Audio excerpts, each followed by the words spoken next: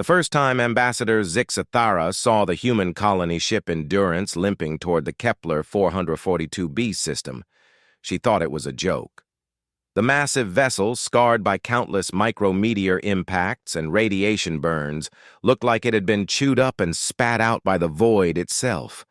Smoke trailed from several hull breaches, and entire sections of the ship's outer plating had been stripped away, revealing the skeletal framework beneath. "Those primitives actually made it here," she muttered, her 4 eyes blinking in disbelief.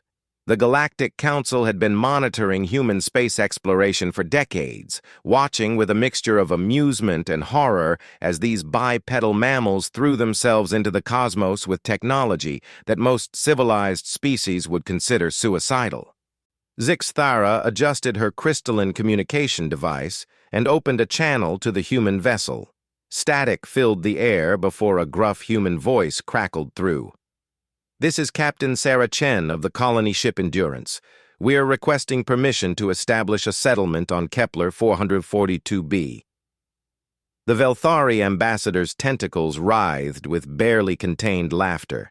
Kepler 442b wasn't just any planet. It was a death world so dangerous that even the most hardened species in the galaxy had classified it as uninhabitable. The planet was home to creatures so vicious, so perfectly evolved for killing, that entire military expeditions had been wiped out within hours of landing. "Captain Chen," Zixathara responded, her voice dripping with condescension, "I'm afraid you're mistaken about your destination.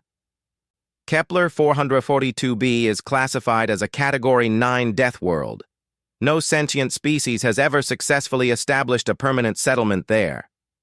There was a pause before Chen's voice came back, tinged with what sounded like amusement. "Ma'am, we've traveled 47 years to get here. Half our colonists were born on this ship. We're not turning around now." Zixathara's eyes widened. 47 years? These humans had spent nearly half a century in the cramped confines of that battered ship, raising children in the cold vacuum of space, all to reach a planet that would kill them within days. The sheer audacity was both admirable and terrifying. "Very well," she said finally, "but the Galactic Council takes no responsibility for what happens to you down there. You've been warned." As the Endurance began its descent toward the planet's surface, Zixathara activated her long-range sensors to observe the inevitable massacre. She had seen the footage from previous attempts to colonize Kepler 442b. The planet's ecosystem was a nightmare of evolutionary perfection, where every creature had been honed by millions of years of brutal natural selection into the perfect killing machine. The dominant predators were the razor-claw stalkers, massive feline creatures the size of ancient Earth elephants with retractable claws that could slice through reinforced hull plating. Their pack-hunting tactics had overwhelmed even heavily armed Corvaxian shock troops. Then there were the venom-wing raptors, aerial predators with wingspans of 30 meters and neurotoxic stingers that could drop a full-grown Thraxian in seconds. The seas teemed with devourer leviathans, serpentine monsters that could swallow entire landing craft whole. But it wasn't just the individual creatures that made Kepler 442b so deadly. The planet's predators had an almost supernatural ability to coordinate their attacks, as if they shared some kind of collective intelligence. Previous expeditions had reported impossible scenarios.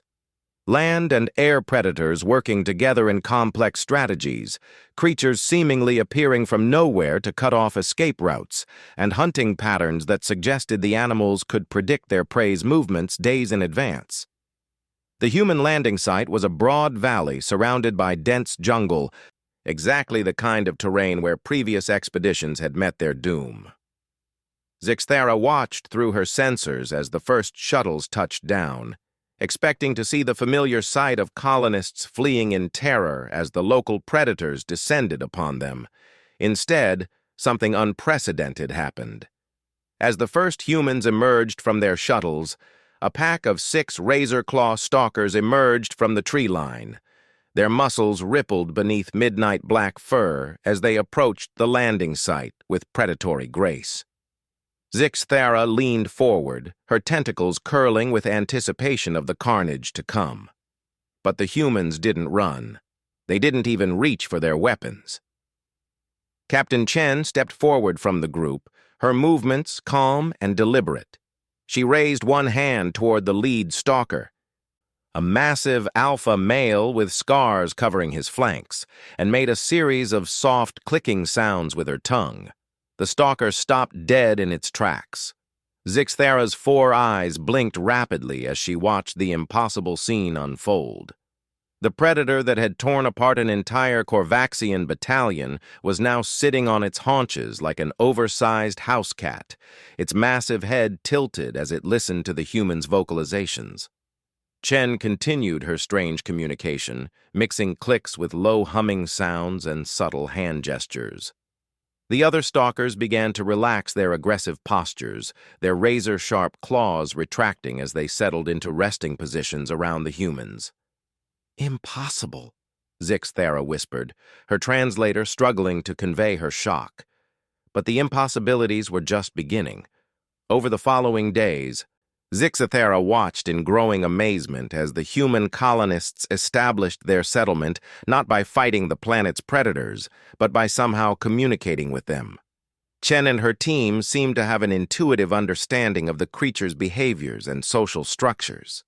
When a flock of venom-wing raptors descended from the mountain peaks, ready to feast on the intruders, a young human boy named Marcus stepped forward.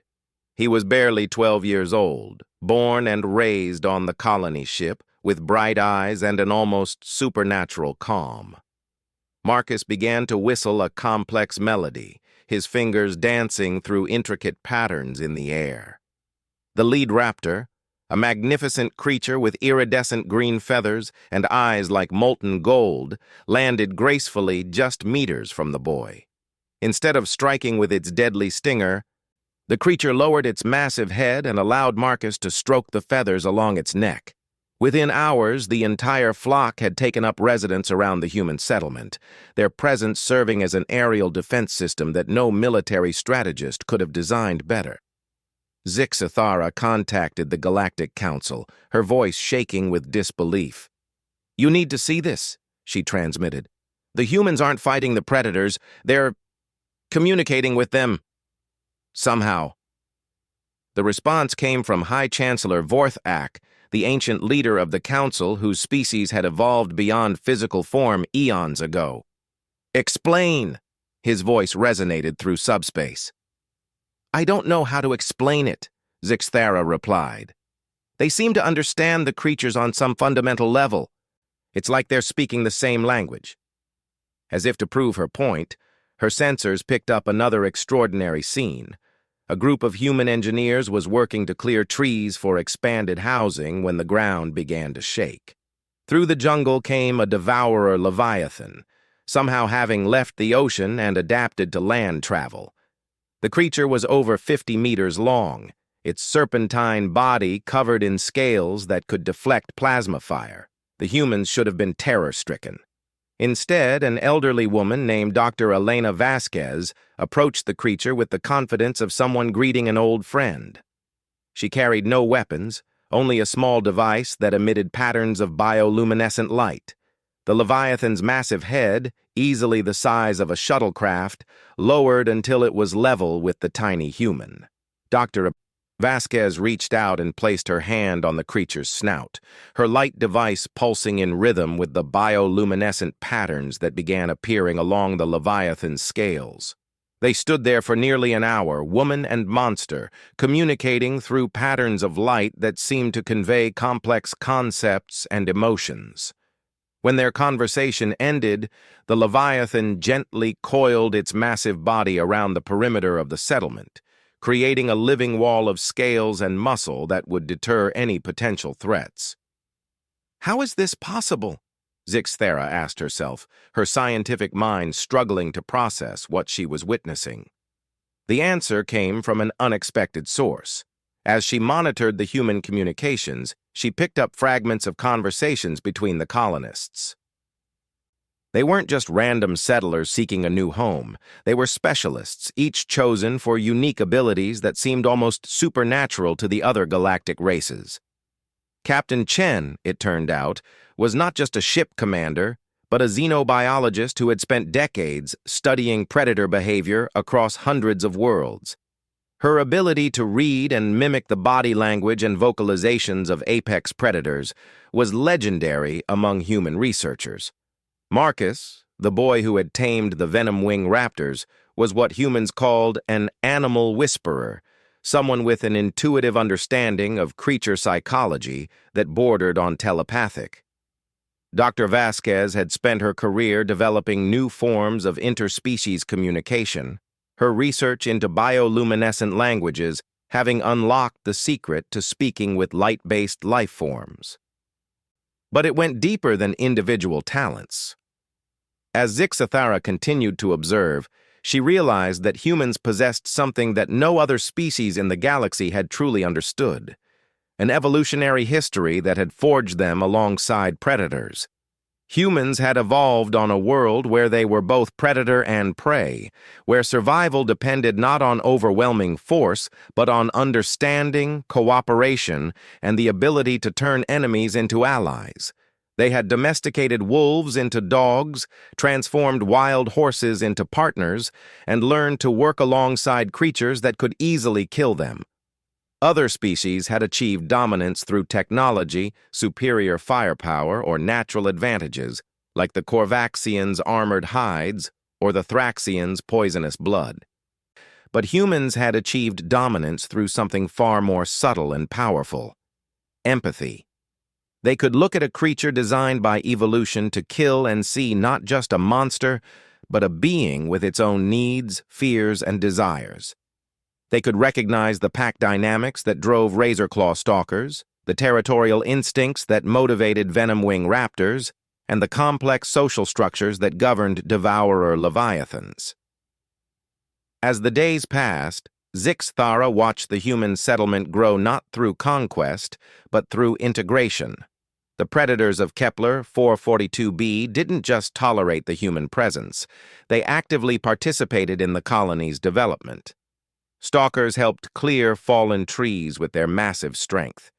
Raptors served as aerial scouts, mapping the surrounding terrain and reporting on weather patterns. The Leviathan's presence created a perfect defensive perimeter, while its bioluminescent communications helped coordinate activities across the settlement. The humans, in turn, used their technology to benefit their new allies. They treated injuries with advanced medical techniques, provided shelter during storms, and even developed new food sources that supplemented the natural ecosystem without disrupting it. Word of the impossible human colony began to spread throughout the galaxy. Representatives from dozens of species requested permission to observe the settlement, unable to believe the reports they were receiving. The idea that a species could thrive on Kepler 442b without military force or advanced defensive systems challenged every assumption about survival in hostile environments. Zixathara found herself becoming an unofficial documentarian of the human experiment, filing daily reports that became required reading at the highest levels of the Galactic Council. Her initial dismissive attitude toward the human species had transformed into something approaching awe. But she also felt a growing unease. If humans could command the deadliest predators in the galaxy through nothing more than understanding and communication, what did that mean for the established order? Every other species maintained their position through technological superiority, military might, or natural advantages. Humans seemed to have discovered something far more fundamental and potentially more powerful. As her first month of observation came to an end, Zixathara received a transmission that would change everything she thought she knew about the newcomers to the galactic community. It came directly from the human settlement, from Captain Chen herself. "Ambassador Zixathara," Chen's voice crackled through the comm system. "We know you've been watching us. We'd like to invite you and any other council representatives to visit our colony. We think you might be interested in what we've learned about the real nature of Kepler 442b's ecosystem. The invitation was unprecedented. No outside observer had ever set foot on Kepler 442b and survived. Yet somehow, these impossible humans were offering guided tours of the deadliest world in the galaxy. Zixthara stared at her communication device for a long moment, her tentacles writhing with a mixture of curiosity and terror. Everything she thought she knew about survival, about the natural order, about the relationship between species and their environment, was being challenged by a group of mammals who should have been dead within hours of landing. Against every instinct screaming for self-preservation, she found herself composing an acceptance message. The scientific discovery potential was too great to ignore, even if it meant traveling to the surface of a world that had claimed the lives of thousands of trained soldiers and explorers. As she prepared for her descent to Kepler 442b, Zixthara couldn't shake the feeling that she was about to witness something that would fundamentally alter the balance of power in the galaxy. The humans had achieved the impossible, but the full implications of their success were only beginning to become clear. The predators of the Deathworld had found new masters, and those masters were unlike anything the galaxy had ever seen before. Ambassador Zixthara's shuttle descended through Kepler 442b's atmosphere with 3 other council representatives aboard. The Corvaxian General Thakmor sat rigid in his reinforced combat suit, his natural armor plating clicking nervously. Beside him, the ethereal Lumina scientist Cathara floated in her containment field, her plasma-based consciousness flickering with anxious energy. The 4th member of their party was Commander Jexus Tai of the Thraxian Deep Space Fleet, whose poisonous blood made him theoretically immune to most biological threats. None of them had ever expected to make this journey alive. "Atmospheric entry in 2 minutes," announced the shuttle's AI in the standard galactic tongue. Through the viewports, they could see the lush green canopy of Kepler 442b's jungle stretching endlessly in all directions. To most species, it looked like paradise. To anyone who knew the planet's reputation, it looked like a beautiful death trap. "I still say this is madness," General Thakmor growled, his mandibles clicking with agitation. "No military force has ever survived planetfall on this cursed world. What makes these humans different?" Zixthara checked her recording equipment one final time. As the Council's official observer, she had documented everything about the human colony from orbit, but she still couldn't fully explain what she had witnessed. "That's what we're here to find out, General." The shuttle broke through the cloud layer, and suddenly the human settlement came into view. What they saw defied every expectation they had formed about a colony on a death world. The settlement wasn't a fortress. There were no massive defensive walls, no automated turret systems, no energy shields crackling with protective force. Instead, it looked almost pastoral. Neat rows of buildings made from a combination of human technology and what appeared to be locally sourced materials were arranged around a central plaza. Gardens filled with both earth plants and native flora created patches of brilliant color throughout the community. But what truly shocked the alien observers were the creatures moving freely throughout the settlement. Razor-claw stalkers lounged in the shade of human buildings, their massive forms relaxed and peaceful. Children ran laughing between their legs. Occasionally stopping to scratch behind the predator's ears or offer them treats. A pack of the creatures was even helping human workers transport heavy construction materials, their incredible strength making light work of tasks that would require heavy machinery for other species. Overhead, venom-wing raptors soared in graceful formations, their riders clearly human figures who seemed as comfortable in the air as the native creatures themselves. The sight of humans riding creatures that had massacred entire expeditions was so surreal that Commander Jexatai had to recalibrate his visual processors twice to confirm what he was seeing. The massive devourer Leviathan still coiled around the settlement's perimeter, but up close, its role became clear. The creature's bioluminescent scales were displaying complex patterns that seemed to serve as a communication network for the entire colony. Smaller creatures darted along its length, carrying messages and supplies with the efficiency of a living postal system. "Incoming transmission from the settlement," the shuttle's AI announced. Captain Chen's voice filled the cabin, warm and welcoming. "Welcome to New Eden, Council representatives. We have a landing pad prepared for you in the Central Plaza. Don't worry about the local wildlife. They've been told you're friends." General Thakmore's armor plates rattled with nervous energy. "Told? These creatures understand friend from foe?" The shuttle touched down on a platform that appeared to be grown rather than built. Its surface composed of some kind of organic material that yielded slightly under their weight. As the airlock cycled open, Captain Chen approached with a small entourage of humans, and, to the aliens' amazement, several razor-claw stalkers padding alongside them like enormous pets. Chen was a woman in her 50s, with graying hair and weathered features that spoke of a lifetime spent in challenging environments. Her eyes held an intelligence and calm confidence that immediately put the alien delegation at ease, despite the massive predators accompanying her.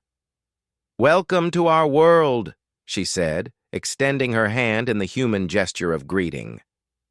"I know this must be overwhelming, but I promise you're perfectly safe here." Zixthera extended one of her tentacles to shake the human's hand. Marveling at the casual way Chen ignored the deadly creatures beside her.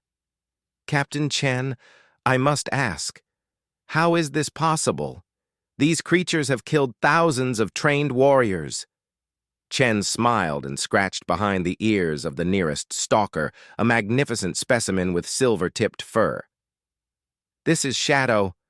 She's the alpha female of the local pack. Shadow, these are our guests I told you about." The massive predator studied the alien delegation with intelligent golden eyes, then made a sound that was almost like a purr. She approached Zixthera slowly, her movements deliberate and non-threatening, and gently touched her massive nose to the ambassador's extended tentacle.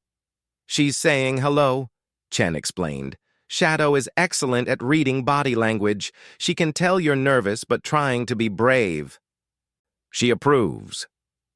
Commander Jextai stepped forward, his hand instinctively moving toward his weapon. "With respect, Captain, these creatures are apex predators. How do you know they won't turn on you?" "The same way I know you won't turn on me," Chen replied. "Communication, respect, and understanding. Come, let me show you around. I think you'll find our discoveries about this world quite fascinating." As they walked through the settlement, the alien delegation witnessed scene after impossible scene. Human children played games with young stalkers that involved complex rules and cooperation. Engineers worked alongside adult predators to construct new buildings, the creature's natural abilities complementing human technology in ways that seemed almost choreographed. They passed a medical facility where Dr. HFY Vasquez was treating both humans and local wildlife with equal care. The sight of her performing surgery on an injured raptor while its packmates waited patiently outside defied every assumption about interspecies relations. "The key," Chen explained as they walked, "is understanding that intelligence takes many forms. These creatures aren't just mindless killing machines. They have complex social structures, emotional needs, and sophisticated communication systems. Once we learned to speak their languages, everything changed." Kethara's plasma form flickered with curiosity. "Languages, plural?" "Each species has its own communication method," said Dr. Vasquez, joining their group. "The stalkers use a combination of vocalizations, scent markers, and body language. Raptors communicate through wing positions, air pressure changes, and bioluminescent displays in their feathers. The Leviathans use light patterns that can convey incredibly complex concepts." She led them to an observation deck where they could see the full scope of the settlement's integration with the local ecosystem. We've discovered that what previous expeditions interpreted as random aggression was actually territorial defense. These creatures were protecting their homes from invaders. Once we established ourselves as residents rather than intruders, their entire attitude changed. General Tackmore studied the scene below with professional interest. But how did you survive the initial contact? Every report indicates that these creatures attack immediately upon detecting foreign presence. We didn't come as conquerors, Chen replied. We came as refugees seeking shelter. There's a difference, and they could sense it. Our body language, our pheromones, our intentions, everything about us said, we need help, rather than, we're here to take your territory. A young man named David Chen, the captain's son, joined the conversation. He was leading a group of raptor juveniles in what appeared to be a training exercise. It also helps that we've been around predators our whole lives. Earth taught us how to read animal behavior, how to show respect without showing weakness. He demonstrated by approaching one of the young raptors and engaging in a complex dance of movements. The creature responded with its own set of gestures, creating what was clearly a conversation through motion. "This is Zephyr," David explained. "She's been working with me on aerial reconnaissance. She can map terrain faster and more accurately than our best drones, and she loves doing it because it satisfies her natural hunting instincts." Commander Jextai watched the interaction with growing amazement.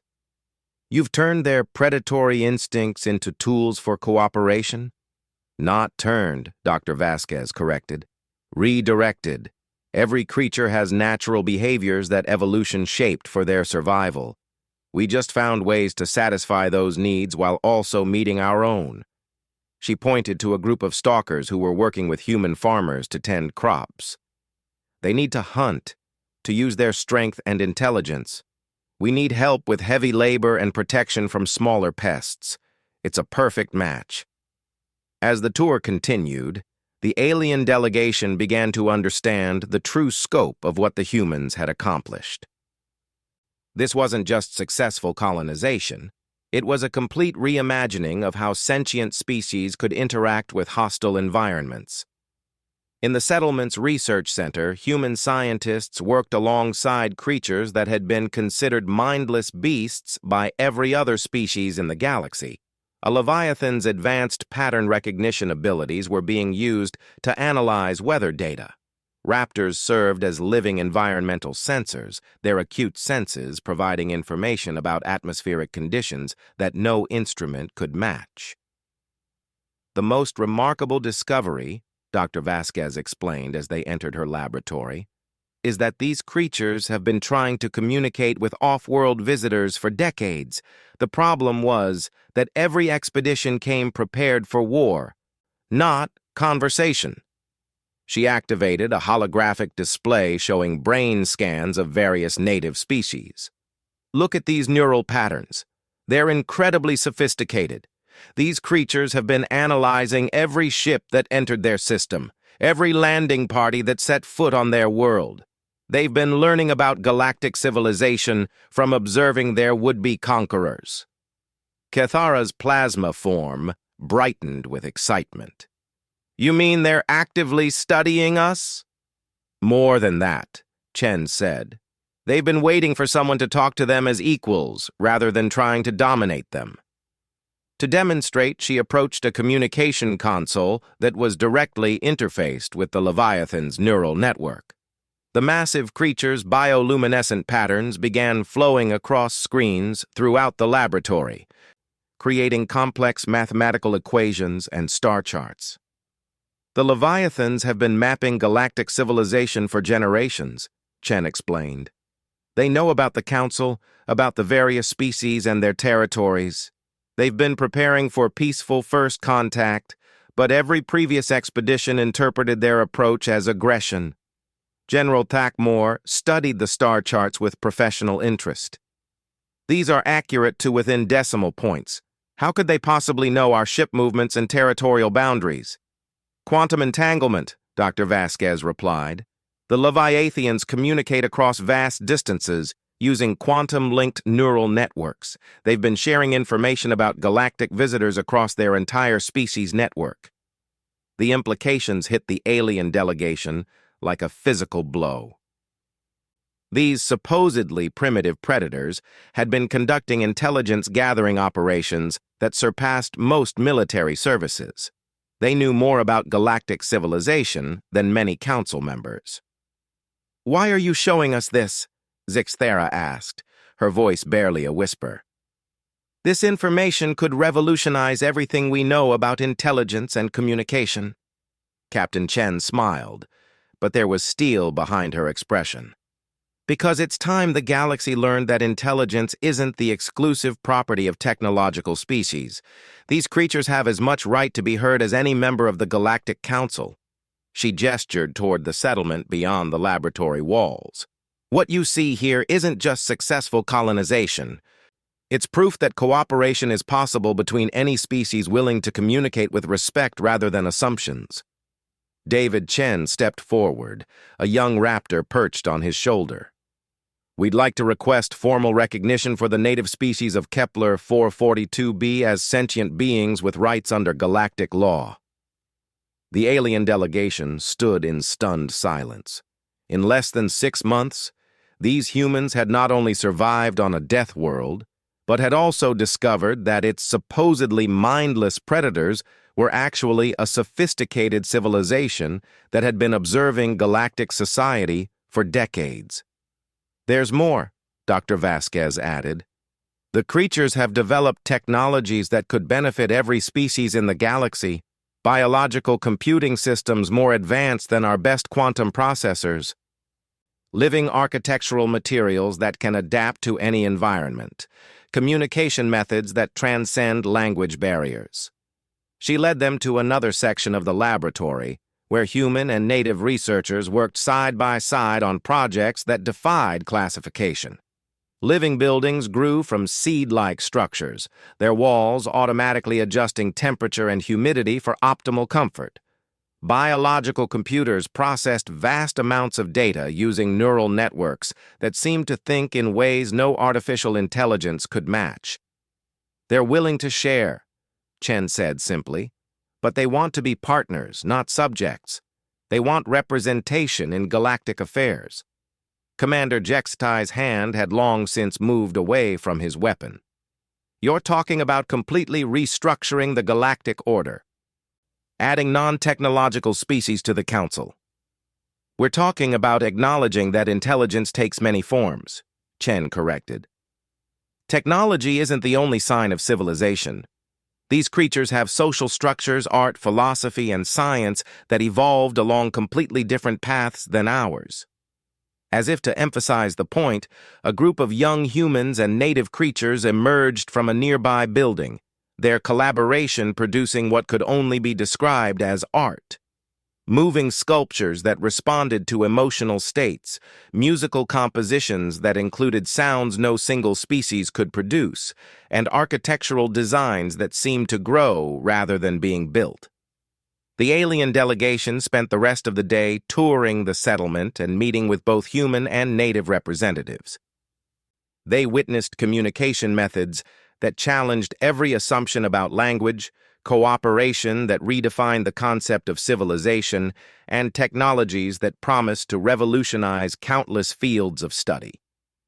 As evening approached and they prepared to return to their shuttle, Zixthara found herself facing a decision that would affect the future of galactic civilization. The humans had achieved something unprecedented, but more than that, they had discovered that an entire intelligent civilization had been waiting for recognition for decades. "What happens now?" she asked Captain Chen as they stood in the central plaza, surrounded by the peaceful coexistence that should have been impossible. Chen looked up at the stars beginning to appear in the darkening sky. "That depends on whether the galaxy is ready to expand its definition of civilization. We've shown that cooperation is possible. The question is whether the Council will have the courage to embrace it." Above them, venom-wing raptors performed aerial displays that painted patterns of bioluminescent light across the sky, a message in a language older than spaceflight, speaking of hope for a future where all intelligent beings could find their voice among the stars. The emergency session of the Galactic Council convened in the Great Crystalline Chamber of Nexus Prime, the neutral space station that had served as the seat of galactic government for over 1,000 years. Representatives from 47 different species filled the amphitheater-style seating, their various forms of communication creating a symphony of clicks, harmonics, and electromagnetic pulses that the universal translators struggled to process simultaneously. High Chancellor Vorthok materialized at the center of the chamber, his ancient consciousness taking the form of shifting geometric patterns of pure energy. His presence commanded immediate silence from the assembled delegates. "We gather today to address the unprecedented situation on Kepler 442b. His voice resonated through dimensional frequencies that every species could perceive. "Ambassador Zix-Ithara, present your findings." Zix-Ithara activated her presentation, and holographic displays filled the chamber with scenes from the human settlement. Gasps and expressions of disbelief rippled through the audience as they witnessed humans riding venom-wing raptors, children playing with razor-claw stalkers, and the impossible sight of the devourer Leviathan serving as a living defensive system. "Esteemed colleagues," Zix-Ithara began, her tentacles steady despite the magnitude of what she was about to propose, "what we have witnessed on Kepler 442b challenges every assumption we have made about intelligence, civilization, and the nature of sentient life itself." General Krextoth of the Brutarian Empire slammed his massive fist against his console. "This is preposterous. You're asking us to believe that mindless beasts have somehow achieved sentience? These creatures have killed thousands of our people." "Which is precisely why this discovery is so significant," Zix-Ithara replied calmly. She highlighted the neural scan data Dr. Vasquez had shared. These creatures weren't attacking out of mindless aggression. They were defending their territory from what they perceived as hostile invaders.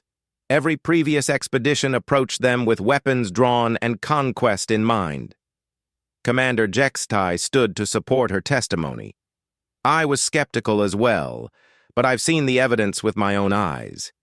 These creatures possess sophisticated intelligence and have been observing our civilization for decades." The chamber erupted into chaos as representatives argued among themselves. The concept of non-technological intelligence challenged the very foundations upon which the Galactic Council had been built. For a millennium, membership had been restricted to species that had achieved spaceflight through technological development. High Chancellor Vorthak restored order with a pulse of energy that silenced every communication device in the chamber. "There is more to consider," he announced.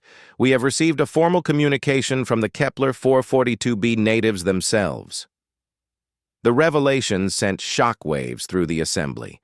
The massive central display activated, showing a complex pattern of bioluminescent signals accompanied by mathematical equations and star charts of incredible precision. This message was transmitted through quantum entanglement networks that span light years, Vorthak explained. The technological sophistication required for such communication exceeds that of several council member species. Dr. Vasquez materialized as a hologram in the center of the chamber, her image transmitted from Kepler 442b. "Honored representatives, I've been asked to serve as translator for the Kepler 442b delegation. They have something they wish to say to you directly." The bioluminescent patterns on the display intensified, and Dr. Vasquez began interpreting the complex signals. They welcomed the Galactic Council and express their desire for peaceful relations with all species. They state that they have long awaited the arrival of beings who would seek communication rather than conquest. Ambassador Quelnara of the refined hierarchy rose from her crystalline perch. "Even assuming this is genuine communication, what makes these creatures worthy of council membership? They have no technology, no ships, no cities as we understand them." The patterns shifted, and Dr. Vasquez continued her translation. "They respond that they have observed our definition of civilization and find it limiting. They offer to share technologies that do not require metal or circuits, living systems that can solve problems in ways mechanical technology cannot. To demonstrate, the display showed images from the human settlement that hadn't been included in the initial presentation, buildings that could heal themselves when damaged, transportation systems using trained creatures that could navigate terrain impossible for any vehicle, communication networks using quantum-entangled biological processors that could transmit information faster than light without any artificial technology.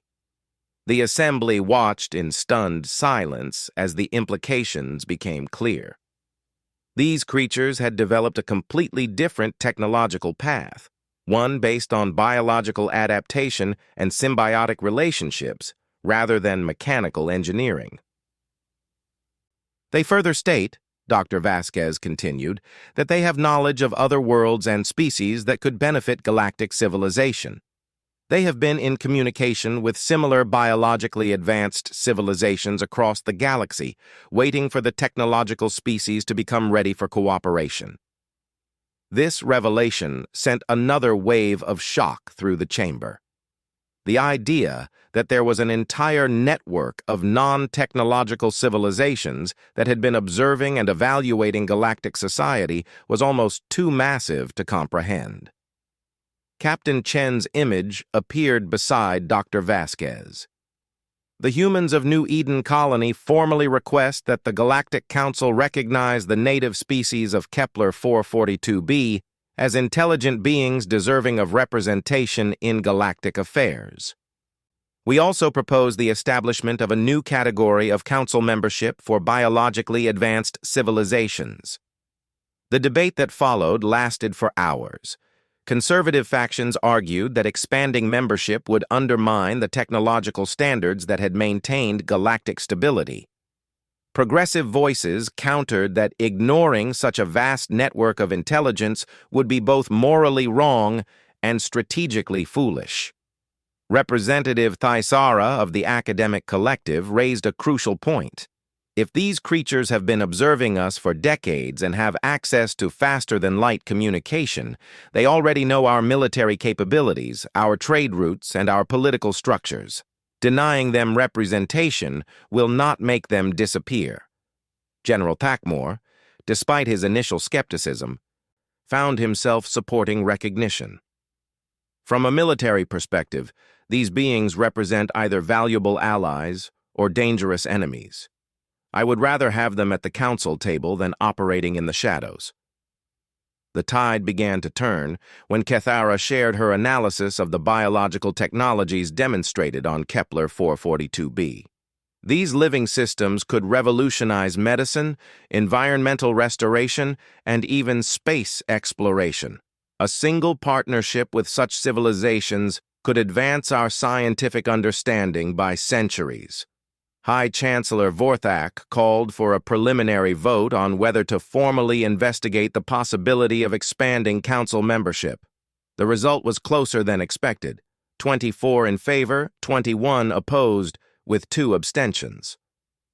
The investigation is approved, Vorthak announced. A joint scientific expedition will be organized to thoroughly evaluate the intelligence and capabilities of the Kepler 442b natives. But before plans could be finalized, alarms began sounding throughout the station. The external sensors had detected massive energy signatures approaching from deep space. The main display switched to show long-range scans of the outer system. What they saw defied explanation. Dozens of enormous biological entities were approaching Nexus Prime, creatures that dwarfed even the devourer leviathans of Kepler 442b. They moved through space without ships or protective suits, their living bodies somehow adapted to the vacuum. Incoming transmission, announced the station's AI. The signal pattern was immediately recognizable as the same quantum-entangled bioluminescent communication used by the Kepler 442b natives. Dr. Vasquez's image flickered as she processed the rapid-fire signals. They're saying, they're representatives of the Biological Alliance, 23 different species from 17 star systems. They've come to speak for themselves. The chamber fell into absolute silence as the reality of the situation became clear. This wasn't just about one world anymore. An entire hidden civilization of biologically advanced species had revealed itself, using the humans' success on Kepler 442b as proof that cooperation between technological and biological civilizations was possible. The massive creatures arranged themselves in formation around Nexus Prime, their bioluminescent communications creating a light show visible from the observation decks. They were clearly demonstrating their ability to reach any point in the galaxy without the need for traditional spacecraft. Captain Chen's image reappeared on the main display. "Honored council members, I believe you're about to receive visitors. The natives of Kepler 442b have been serving as ambassadors to their alliance, waiting for the right moment to make contact. Your willingness to consider their membership has convinced the other species that dialogue is possible." High Chancellor Vorthak's energy patterns flickered with what might have been amusement. "It appears the question is no longer whether we will recognize biological civilizations, but whether they will accept us into their alliance." The first delegation of biological entities entered Nexus Prime through specially modified airlocks. They moved with grace despite their massive size, their forms adapted for both space travel and atmospheric environments. Some resembled the creatures of Kepler 442b, while others were unlike anything the technological species had ever encountered. The lead representative was a being that seemed to be composed of living crystal, its surface patterns shifting to create the same bioluminescent communication signals. Through Dr. Vasquez, it introduced itself as Harmony of Growing Light, speaker for the symbiotic collective. "We greet our technological cousins," the translation came. "We have waited long for this moment when our two paths of development could finally meet in peace." Over the following days, the council chamber became a meeting ground between two completely different approaches to civilization. The biological representatives shared technologies that seemed like magic to mechanically minded species, while the technological civilizations offered perspectives on engineering and manufacturing that fascinated their biologically adapted counterparts. The humans found themselves serving as interpreters and mediators, their unique ability to communicate with both types of civilization making them invaluable to the negotiations. Captain Chen and Dr. Vasquez worked alongside teams of linguists, xenobiologists, and diplomats to establish communication protocols that could function across the vast differences in how the two civilizational types thought and operated.